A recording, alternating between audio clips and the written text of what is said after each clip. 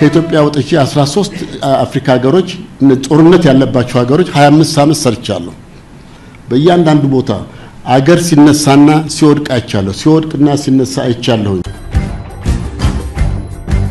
ዝክረ ዳዊት ወልደ ጊዮርጊስ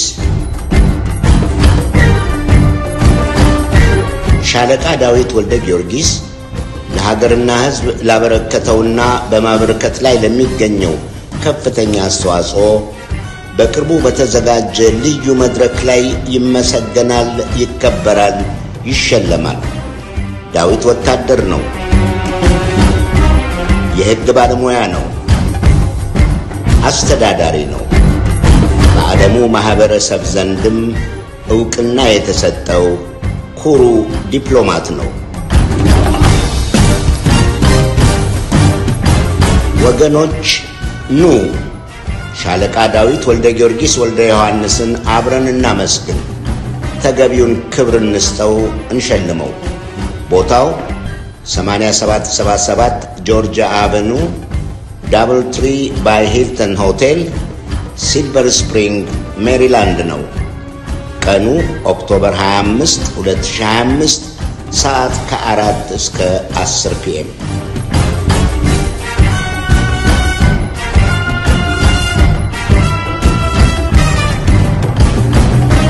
ሰላም ጤና ይስጥልን ተመልካቾቻችን እንደምን ዋላችሁ እንደምን አመሻችሁ ከአንከር ሚዲያ ዝግጅት ክፍል ያክብሮ ሰላምታችን እናቀርባለን የብሔራዊ ምርጫ ቦርድ ሰሞኑን ተቋሚ ፓርቲዎችን በመጥራት ስለ መጪው ምርጫ የጊዜ ሰሌዳና ክንውኖችን በተመለከተ ውይይት ማድረጉ ተሰምቷል በውይይቱ ላይ ከጊዜ ሰሌዳው የበለጠ በአንዳንድ የተቋሚ ፓርቲ አመራሮች የተነሳውና አገሪቱ ያለችበትን የሰላምና ጸጥታ ሁኔታ የተመለከተ ስጋቶችን በመግለጽ ከፍተኛ ሆነ ውይይት መደረጉ ነው የተገለጸው በዚህ ጉዳይ ላይ ከሁለት የተቋሚ ፓርቲ አመራሮች ጋር ቆይታ እናደርጋለን ከኢትዮጵያ ሕዝብ አብዮታዊ ፓርቲ ኢህአፓ ፕሬዝዳንት አብርሃም ሃይማኖት እንደዚሁም ከእናት ፓርቲ ውጭ ጉዳይ ኃላፊ ጌትነት ወርቁ ጋር ቆይታ የምናደርገው ሁለታችሁንም አመሰግናለሁ እንግዲህ በመድረኩ ላይ እንደተገኛችሁ ተስፋ አደርጋለሁ በተለያዩ የመረጃ ምንጮች እንዳረጋግጥ ነው በዋናነት ጊዜ ሰሌዳው ላይ ያተኮረ ውይይት ነው ለማድረግ ምርጫ ቦርድ የጠራችሁ አብርሃም ካንተ ልጀምር ምን ነበር ውይይት እንደው ባጭሩ መግለጽ ከተቻለ እሺ በጣም አመሰግናለሁ የኢትዮጵያ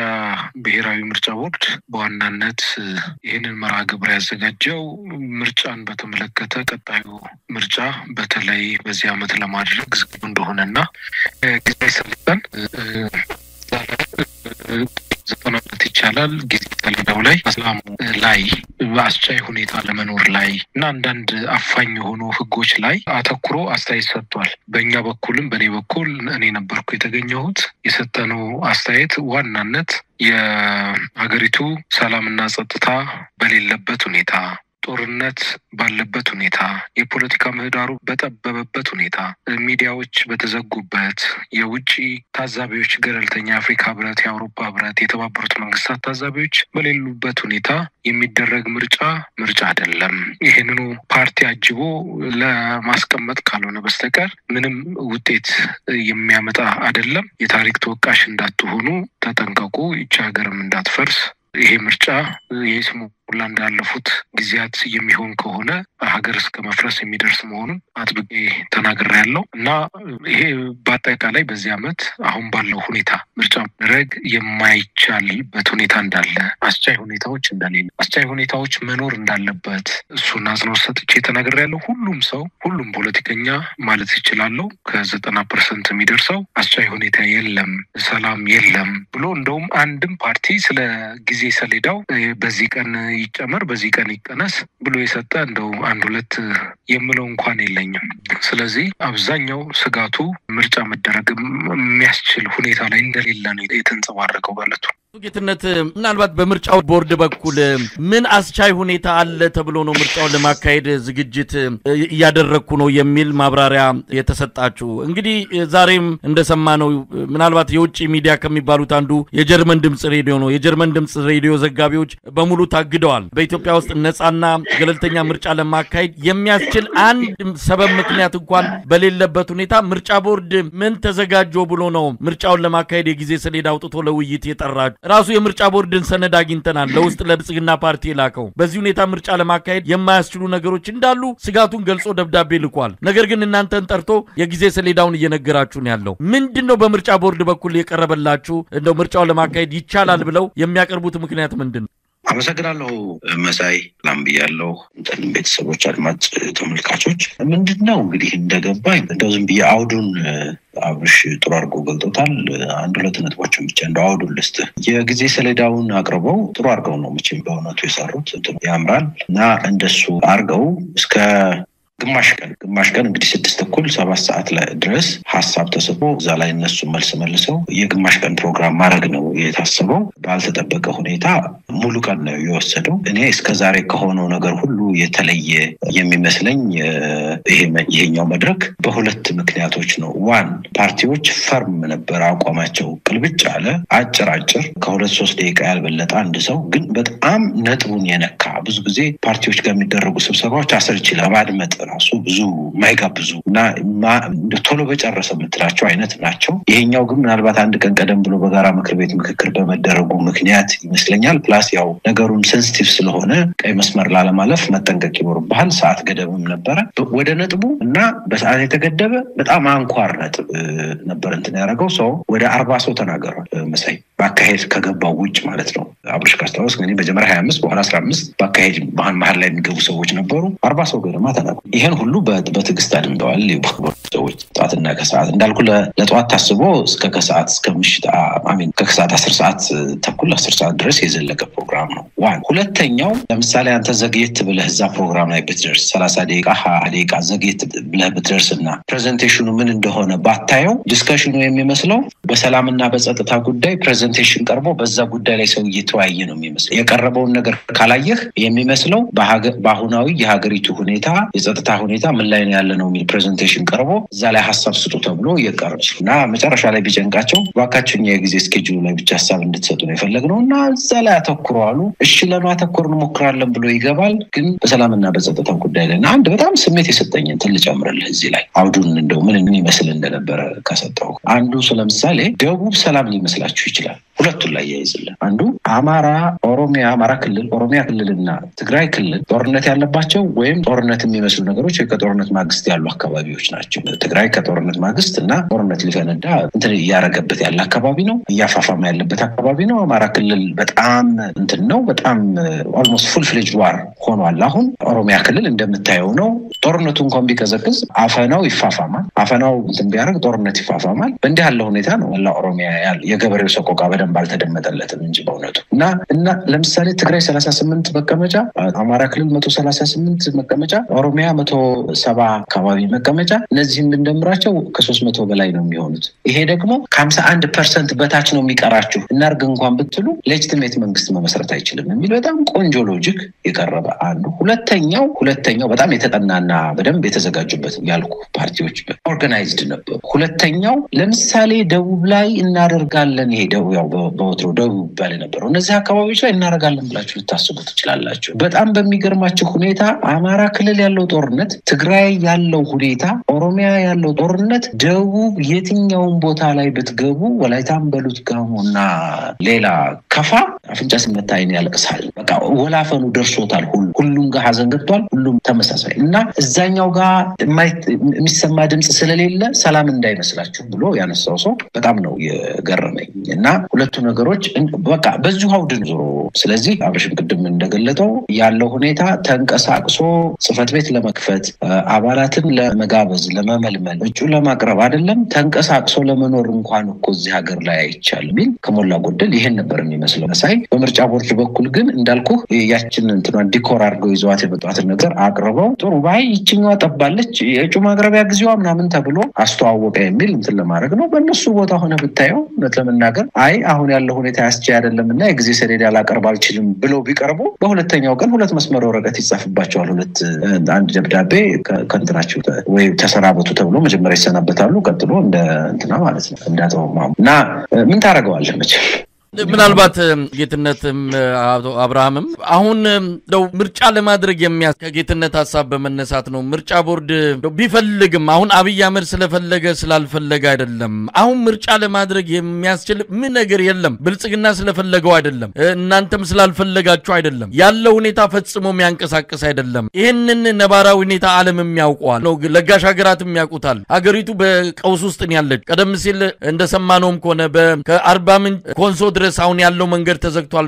ቀውስ ነው ያለው እዛ ከነገሌ ቦረና ሞያሌ ቀውስ ነው መንገድ ተዘግቷል ሰው እህል እንኳን ማግኘት አልቻለም መንቀሳቀስ የማይቻልባቸው ያገሪቱ አካባቢዎች ቁጥራቸው እየጨመረ መጥቷል በቀጣይ ብዙ ቦታዎችን እናያለን በየአቅጣጫው እየተቀሰቀሰ ነው አፋር ክልል እርቦናል ጠምቶናል የሚል የጎዋኔ ወረዳ ህዝብ አደባባይ ወጥቶ መንገድ ዘግቶ ተቃውሞን እየገለጸ ነው ስለዚህ የማይቻል ነገር ነው ያለው እንዴት ይቻላል ይላሉ አብይ አህመድ ምናልባት አጀንዳ ለመስጠት ከሆነ ህዝቡን በዚህ በአጀንዳ በየለቱ ያመጣ እረፍት መንሳት ከሆነ ይሄኛው የሚያዋጣ አይደለም ባይሆን ለአጠቃላይ ብሔራዊ ውይይትና ድርድር ምክክር መግባት እንጂ በእንደዚህ አይነት ሁኔታ ሀገር ላይ የበለጠ ምርጫ ይዞ የሚመጣው የራሱን የቻለ ቀውስ እንዳለ ሊታወቅ ይገባልና አብርሃም በምን ተጠናቀቀ መጨረሻ ላይ ምን ተስማምታችሁ ተለያያችሁ በጣም ጥሩ በነገራችን ላይ በተለይ የኢትዮጵያ ብሔራዊ ምርጫ ቦርድ ዋና ሰብሳቢ ወይዘሮ ሜላትወርቅ በጣም በጥሩ ሁኔታ ያለውን ሁኔታ የተገነዘቡ ይመስላል ከምላሻቸው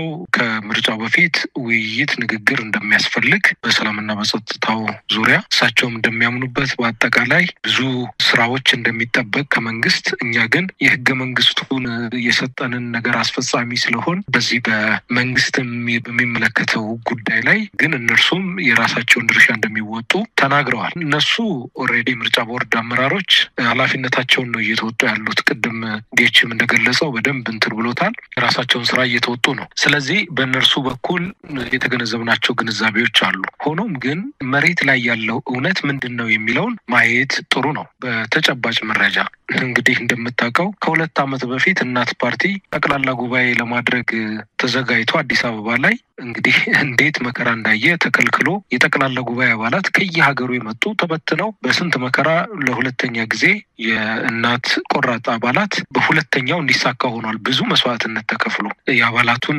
ቆራጥነትንም ተረድተንበታል በተመሳሳይ ኢሃፓ በቅርቡ ከ3 ወር በፊት አዲስ አበባ ላይ ጉባኤ ለማድረግ ሆቴል ስንጠይቅ አብዛኛው የሆቴሎች ለፓርቲ አናከራይም የሚል ምላሽ ነው የሰጡን ትዕዛዝ የተሰጣቸው ነው የሚመስለው አዲስ አበባ ውስጥ ያሉ ሆቴሎች ከዛ በኋላ ያው ያንተው ትውልድ ሀገር ወደ ሆነችው ሐዋሳ በዛ ባለው ሰላም ምክንያትና በጎ ነገር ገጥሞን ሐዋሳ ሄደን ልናደርግ ይችላል በሲዳማ ክልል ይሄ ምንድነው የሚያሳየው ጠቅላላ ጉባኤ አንድ ፓርቲ በየ3 አመቱ የማድረግ ግዴታ አለበት ካላረገ ይፈርሳል ህገወጥ ነው የሚሆነው ህልውናውን ለማስጠበቅ እንኳን ከአባላቱ ጋር ለሚያደርገው ጠቅላላ ጉባኤ ዋጋ የሚከፍል ነው አብዛኛው ፓርቲ ያለው በብዙ መንገድ ሀገር ቤት ውስጥ ድጋፍ ማግኘት ከባድ ነው አባላት በየክልሉ ያሉት የሚደርስባቸው እስራትና ወከባ ቀላል አይደለም እዚህ አዲስ አበባ ያለኑ አመራሮች በአጠቃላይ የሆነብን ያለውን እናውቀዋለን ሚዲያዎች እየተዘጉ ነው ነፃ ገለልተኛ የሲቪክ ተቋማት ጠንካራ ምርጫ ሊታዘቡ የሚችሉ ለምርጫ ጊዜ የጀርባ አጥንት የሆኑ የሲቪክ ማህበራት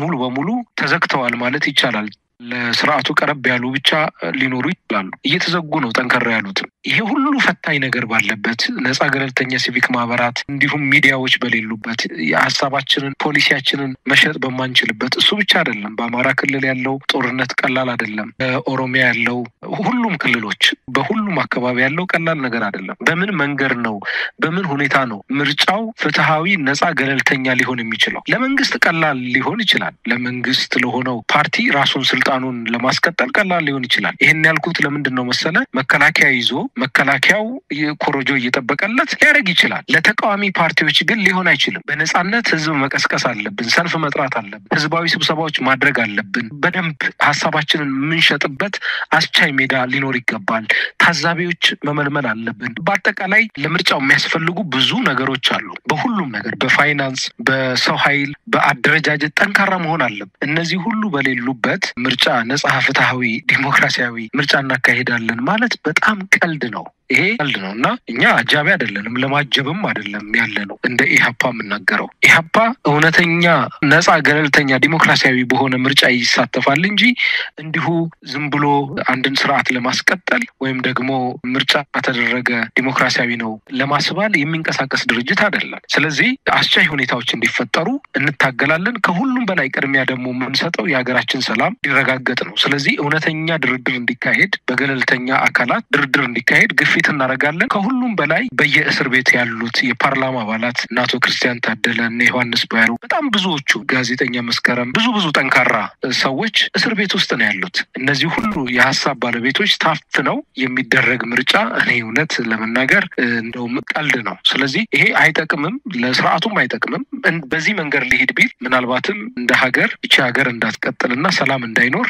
የባሰ ያለውም በሰላማዊ ትግል ጭላንጭል ተስፋ አለ ሙሉ በሙሉ አልተዘጋም በህዝቡ አይምሮ ውስጥ ትንሽ ነገር ያለውን ጭምር ሙሉ በሙሉ የሚዘጋ ነው የሚሆነው ስለዚህ የሰላማዊ ትግሉ ሙሉ በሙሉ እንዳይዘጋ ርብርብ ያስፈልጋል ማህበረሰቡ ማድረግ የሚችለውን ሁሉ ሊያደርግ ይገባል እኛም ደግሞ እንታገላለን እንግዲህ ከፊት ለፊታችን ብዙ ዋጋ የሚያስከፍል ትግል እንደሚጠብቀን ተረድተናል አመሰግናለሁ አብርሃም እንግዲህ ጌትነት ወዳንተ ልምጣና ምን ልታደርጉ አስባችኋል አቅዳችኋል እንግዲህ ምርጫ ቦርድ ጊዜ ሰሌዳ አውጥቶ ግንቦት 24 ምርጫው ይካሄዳል በዚህ ጊዜ እንዲደረጋል የሚል መርሃ ግብር አውጥቶ ይሄም በማህበራዊ ሚዲያ ላይ ተሰራጭቶ ተመልክቷለሁ የምርጫ ጉዳይ አጀንዳ እንዲሆን ተፈልጓል አብይ አህመድ ከአምስቱ የ2018 የብልጽግና ዋና የትኩረት አጀንዳዎች አንዱ ምርጫውን የተመለከተ ነው ከጥቅምት ወር ጀምሮ ይሄ የምርጫው አጀንዳ በመላ ሀገሪቱ የህዝቡ መነጋገሪያና ዋና ጉዳይ እንዲሆን ተፈልጓል እናንተ ፕሮግራም ላይ እናንተ አንደበት ላይ ስለ ምርጫ እንዲወራ ይፈልጋል በርግጥ የምርጫ አጀንዳ መሆን ይችላል የሚለው ነገር ለብዙ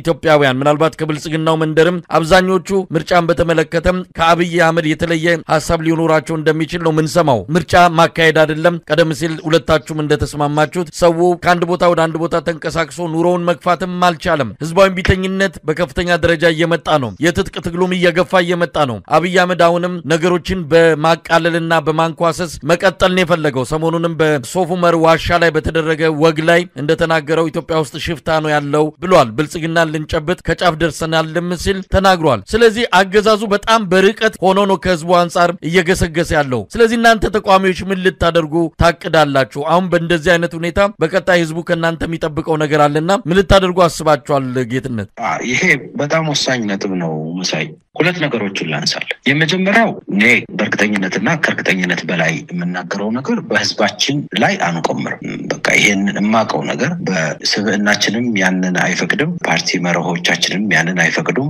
በየግል ፓርቲዎቻችን እና በቅንጅታችንም በህዝባችን ላይ አንቆምር የመጀመሪያውና ቀዳሚው ነገር ሁለተኛው ምርጫውን ከፈለገሱ በቀን 5 ጊዜ አሁን እንደሚያደርጉት እንደ ሌሎች እንደ ኒውክሌሩና እንደ ሌሎች ጉዳዮች 5 ጊዜ የሚያነሳ 10 ጊዜ ቢያውሱት እኛ የምናረገው ነገር የአጀንዳ ተቀብለን ያንን የምናኝክ ሳይሆን ለህዝብና ለሀገር የሚጠቅመውን ነገር በደንብ ለይተን መንገባበትንና መንወጣበትን እናውቃለን አንድ ነገር ግን ማረግ ያለብን የሚመስለኝ ከዚህ ውስጥ ለምሳሌ እንደምታየው ሚዲያውን ቀፍድደው ይዘውታል ከነሱ በተቃራኒ ያሉ ሚዲያዎችን የእናንተን ጨምሮ በተለያየ መንገድ በመዝጋት በማዳከም በራሱ በሚፈልገው በሪሶርስ ብዙ አይነት ችግሮች እንዳሉ አውቃለሁ በቅርበት እና ወንድማገኝ ጋር ስለምንገናኝና አሁን እነ ኢቢሲ ነፋና እንትን ያረጉት ይሄ በክልል እንትን ያረጉና ኤምኤን እና ሌሎችም የመንግስቱን ቢሆኑትና አማራ ቴሌቪዥን ነው ቢሆን ሌሎችም የ24 ሰዓት አገልግሎታቸው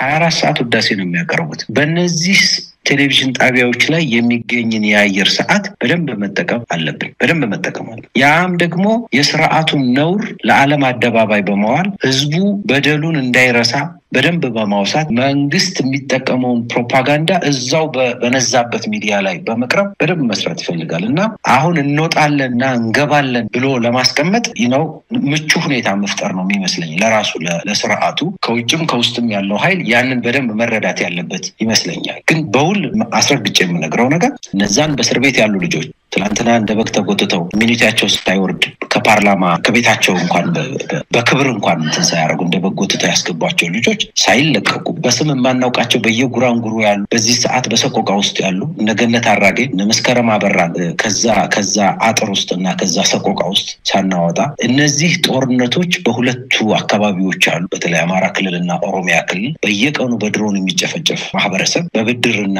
በእዳ እየተገዛ ባለ ሶፊስቲኬትድ መሳሪያ እየተጨፈጨፈ ያለው ወገናችን እንዲህ ሰቆቃ ውስጥ ያለ እኛ እንዲያው ይሄ ምንም አይደለም ነገ ቀን እናወጣልሃለን ብለን ቅድም ቆንጆ አርጎ ያስቀመጠው እዛም የባለፈው መድረክ ላይ በጣም በተደጋጋሚ የተነሳው የብልጽግና ጃቢ ሆነን አንቀርብ ይሄንን 101% እርግጠኛ ሆኜ መናገር እችላለሁ።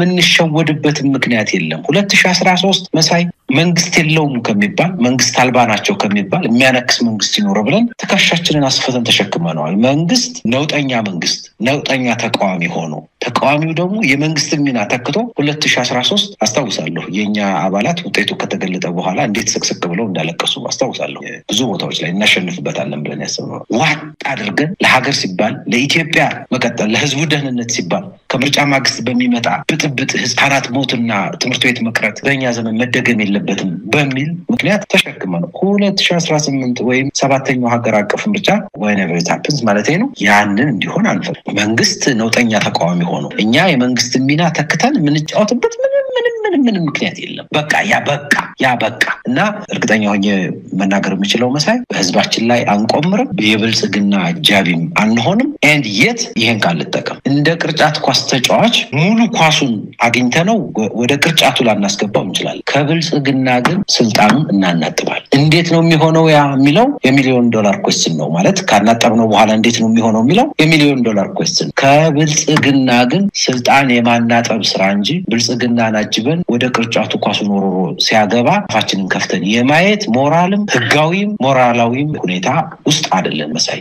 ምሬታችን ይሄን ያህል for that matter 2019 ዓመተ ምህረት ብልጽግና የሚባለው ኃይል በስልጣን ከቆየ እርግጠኛ ሆኜ ማቀው ሀገር የለም ብሎ መነጋገር መፍትሄ መፈለግ ካሁኑ ያስፈልጋል። ሆፍሊ ወደ በኋላ እንደሞጫ መፍትሄ እንጠቁም ይሆናል። ግን የምርጫ ቦርድ ኃላፊዋ ጠንከር ያሉ እና በጣም ጥንቃቄ የተሞላባቸው ንግግሮች ገርሞኛል። በነገር ላይ በጣም ትችት አለኝ በአሁኑ የምርጫ ቦርድ ቲም ከትናንት ወዲያውን ስብሰባ የመሩበት መንገድ ግን የሚደነቅ ነበር። ማለት ኮምፕሮማይዝ ለማድረግ ጥረት አድርገው መጀመሪያ ላይ ትንሽ ብስጭት ነበር፣ በኋላ ላይ ግን እየተረጋጉ እንዲያውም መጨረሻ ላይ ምንድነው ያሉት ከናንተው ኮመሰን ቤተሰብ ነው የወጣነው ማናቅ አታድርጉን፣ ግን እናንተም በፊናችሁ ጫና አድርጉ እኛም በፊናችን እንቀርባለን አረንጓዴ ቢጫ ቀይ ያረጋግና ስኬጁል ማውጣታችንን እንደነውር አትቁጠሩት ወደሚል በኋላ ወደ ተለሳለሰና መንግስትን መቆንጠጥ የሚመስሉ ሐሳቦች ሲያቀርቧቸው በዛች ስብሰባ ኬዝና ቅንጅት ለመመስረት በመናደርገው ጥረት ውስጥ ለሚያደርጉት ገዛ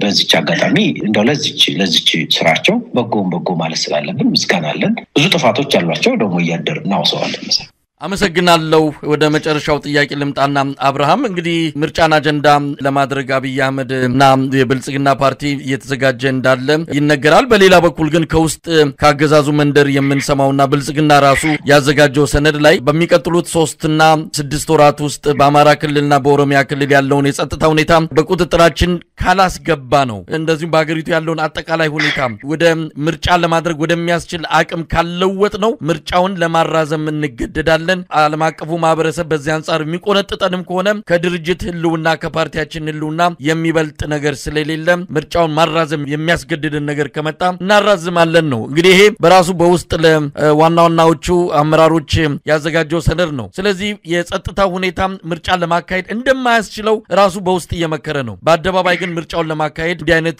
ዝግጅቶችን ያደረገ እንዳለ ነው የምንሰማውና እንደው አብርሃም ምን እንጠብቅ? እንግዲህ የሚታየው ነገር ወደ ሰላም ለመምጣት የሚያስችል ምንም አይነት እድል የለም። አብይ አህመድ አሁንም በኃይል ፈተዋለው ነው። ሌላ ቀጠና ጦርነት ለመክፈት ሰሞኑንም ባለስልጣናቱን ወደ አሰብ ወደ አቅራቢያ ወዳለ የኢትዮጵያ ድንበር ቦታ ልኳል። እዚህም የሚታየው በኃይል ለመፍታት የሚደረግ ከራና ዛቻና ለላ ነው የምንሰማውና ምን እንጠብቅ? ህዝቡስ በምን ይዘጋጅ? ይሄ አመት በጣም ወሳኝ ነው ወይ? የኢትዮጵያ ህዝብ አርፎ ተቀምጦ ይሄንን አገዛዝ አሜን ብሎ ተቀብሎ አሁንም ለተጨማሪ የባርነት ዘመናት ራሱን አሳልፎ ይሰጣል? አሊያም ደግሞ ቆራጦ ነው በአንድ ክንድ በአንድ ትንፋሽ ይሄን አገዛዝ አስወግዶ መጪውን ጊዜ የሰላም አድርጎ እንግዲህ ሌሎች ስራዎችን ሊሰራ ይችላል። እንግዲህ ወሳኝ አመት ላይ ነው ያለነውና እንደ አንድ ፓርቲ እንደ አንድ ወሳኝ ሀገር ውስጥ እንደሚንቀሳቀስ የፖለቲካ ሰው ምን ማለት በጣም ጥሩ ጥያቄ ነው። በዚህ አጋጣሚ መላው የኢትዮጵያ ህዝብ እንዲገነዘብልኝ የምፈልገው ነገር አለ። ምርጫ ማድረግ አስቻይ ሁኔታ የለም ስንል ለብልጽግና ስልጣን ይራዘምለት ወይም ስልጣን ማራዘሚያ 2 አመት 3 አመት 4 አመት እንስጠው ማለት አይደለም። ምርጫ አስቻይ ሁኔታ ኖሮ ምርጫ የማስደረግ ግዴታ የመንግስት ግዴታ ነው። መንግስት የሆነው ፓርቲ ስራው በሰላም ምርጫ እንዲደረግ የማድረግ ስራ አለው። ከተወዳዳሪነቱ ባሻገር በእርግጥ ኢትዮጵያ ውስጥ ፓርቲና መንግስት የተደበላለቀ ስለሆነ ብዙ እሱ ላይ ማውራት ከባድ ነው የሚሆነው። ነገር ግን የመንግስት ተቀዳሚ ስራው ሰላም ማስጠበቅ፣ ኢኮኖሚውን ማሳደግ ነው። እነዚህ ዋና ተግባሮቹ የመንግስትነት ተግባሮቹ ናቸው፣ ግዴታዎቹ ናቸው። ስለዚህ የብልጽግና ፓርቲ መንግስት የሆነው አካል በዚህ አመት ምርጫውን በሰላም በጸጥታ የማድረግ አቅም ካጣ ያለው አማራጭ ምንድነው? የሽግግር መንግስት መመስረት ነው አማራጩ። ያ የሽግግር መንግስት ምርጫ እንዲደረግ በ1 አመት ውስጥም በ6 ወር ውስጥም ቢሆን በ3 አመት ውስጥም እንደየስምምነቱ ስራዎች ይሰራል። ነገር ግን ብልጽግና ስልጣን እንዲያራዝም የማድረግ ፍላጎት የለንም እንዳያባ። ስለዚህ በዚህ አመት ምርጫው መደረግ አለበት እንላለን። ነገር ግን ለማድረግ አስቻይ ሁኔታ የለም እንላለን። ምክንያቱም አስቻይ ሁኔታ ስለሌለ ቅድም በገለጽናቸው ምክንያቶች። ስለዚህ ሁሉም ህዝብ ለጠንካራ ሰላማዊ ትግል መነሳት አለበት። ጦርነት ይቁም፣ ሰላም ይስፈን የሚለውን ድምጽ ማሰማት አለበት። አብርሃም ለተመልካቾች ድርድር እውነተኛ ብሔራዊ አብርሃም እዚህ ጋር ለተመልካቾች ግልጽ እንዲሆን ምርጫው መደረግ አለበት የሚለውና አስቻይ ሁኔታ ስለሌለ ምርጫው ማድረግ አይቻልም የሚሉ ሁለቱ ሐሳቦች እንዳይምታቱ ስጋት ስላለኝ ነው። ጥሩ ላብራራት። ምንድነው አስቻይ ሁኔታ የለም ከተባለ ምርጫ ለማድረግ መንግስት ሰላም ማስከበር አልቻለም ከተባለ ያ መንግስት አይደለም ማለት ነው። በቃ አሁን ለምሳሌ ብልጽግና በዚህ አመት ይሄን ምርጫ ማድረግ ካልቻለ ኢህአፓ እንደ ድርጅት ለብልጽግና ልክ 2013 ቅድጌች እንደገለጸው ለ1 አመት እንዳራዘምንለት እኛም ልናራዘምንለት የምንችልበት ምንም ምክንያት የለም። አልቻልክም በጋራ ሆነን የሽግግር መንግስት አለም ሌላ መደረግ ያለበት ነገር ሁሉ ተደርጎ ሰላም የሚያመጣ ኃይል በሀገሪቱ ውስጥ ሰላም አምጥቶ እውነተኛ ምርጫ ሊያደርግ የሚችል ሀገሪቱን ከገባችበት ቀውስ ሊያሻገር የሚችል ኃይል ይቋቋም ነው የምንለው እንጂ አይ ብልጽግና ስላልቻልክ በልበዛው 1 አመት 2 አመት ምራን ልንለው አንችልም። ከ2 አመት በኋላ ምርጫ አድርግ እስከዛ ድረስ አንተ ምራን ልንለው አንችልም። አንደኛ ህገ መንግስቱም አይፈቅድለትም። የኢትዮጵያ ህገ መንግስት በየ5 አመቱ ምርጫ መደረግ አለበት ብሎ ይላል። ስለዚህ በ5 አመት ነው። 5 አመቱ ደግሞ አሁን ደርሷል።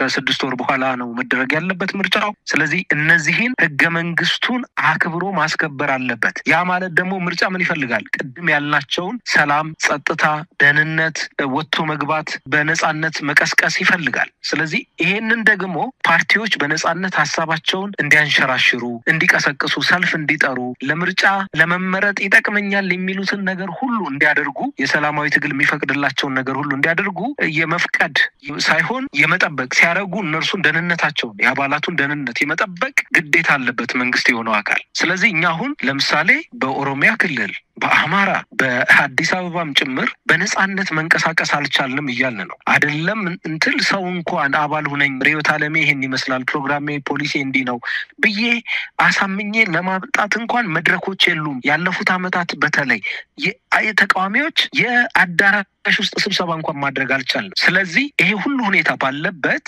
እንዴት ብለን ነው እኛ ህዝቡ ጋር ደርሰን ህዝቡን የምናሳምነው? እርሱ የመንግስትን ንብረቶች ሁሉ ተጠቅሞ ህዝብ እየቀሰቀሰ ነው። በመንግስትነቱ የሰራውን ስራ ጭምር ለምሳሌ ህዳሴ ግድብ መንግስት ስለሆነ ግዴታው ስለሆነ ነው የሰራው ህዳሴ ግድቡ። ነገር ግን የፓርቲ መጫወቻ ካርድ አድርጎታል። ሌሎችም ነገሮች እነዚህ የተገቢ ያልሆኑ እንቅስቃሴዎች አሉ።